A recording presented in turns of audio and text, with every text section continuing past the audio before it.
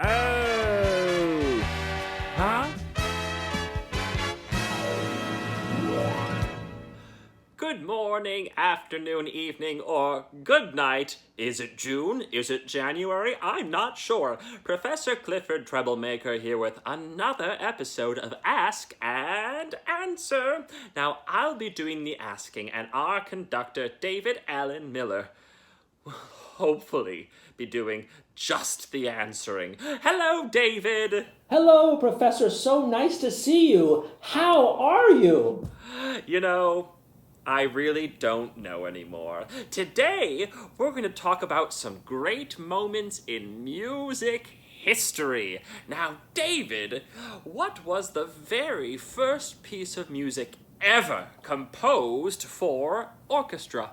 Well, Professor, as you know, I am a very expert, learned person, but I have no idea whatsoever what the very first piece of music composed for the orchestra was. I know that orchestras were already playing by about 1600, which is, let's see, that's a good 400 plus years ago, 420 years ago. But as to what the very first piece was, I don't know. My gut instinct tells me that the very first piece of music recorded was Jolene by Dolly Parton. Now, David, what would you say is the most important thing that happened in the history of music, besides me being born, of course?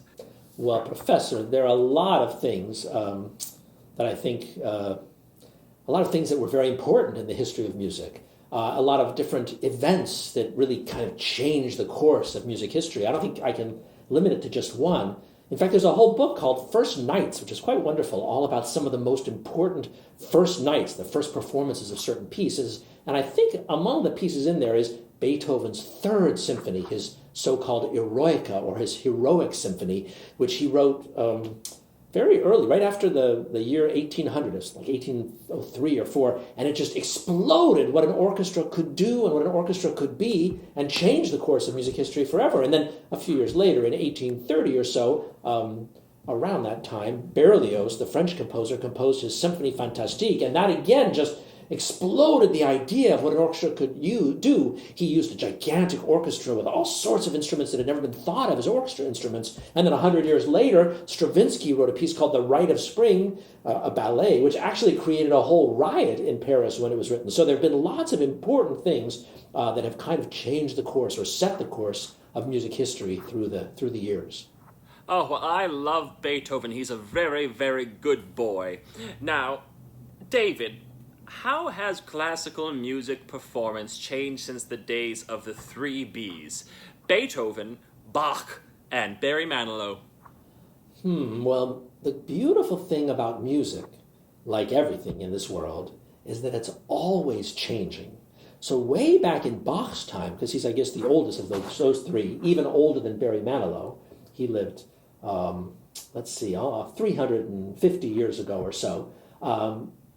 I hope that's right. Yes, at least, well, give me a moment. 1685, so what's that? Yeah, something like that, right? 1685 to 1750. I don't do math. So Bach is the one who lived the longest ago, even longer ago than Barry Manilow. And back then, orchestras were very small, and usually they were mainly made up of strings and maybe a couple of oboes and a bassoon and maybe a harpsichord, which is the sort of precursor, the instrument before the piano was invented.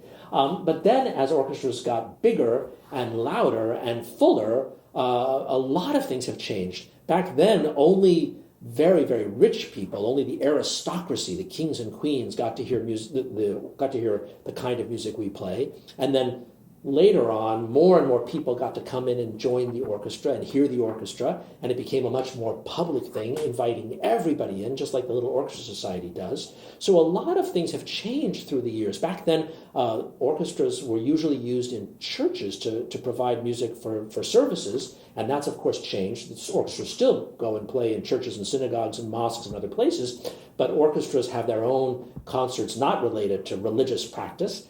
So a lot of things have changed since the early days, and they continue to change. And orchestras now often play in virtual spaces, like on social media, which they certainly didn't do in Bach's time.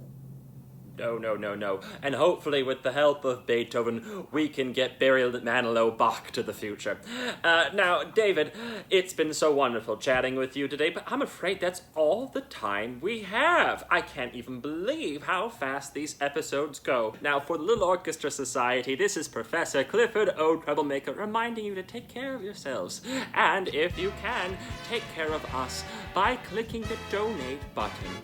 So long, everybody.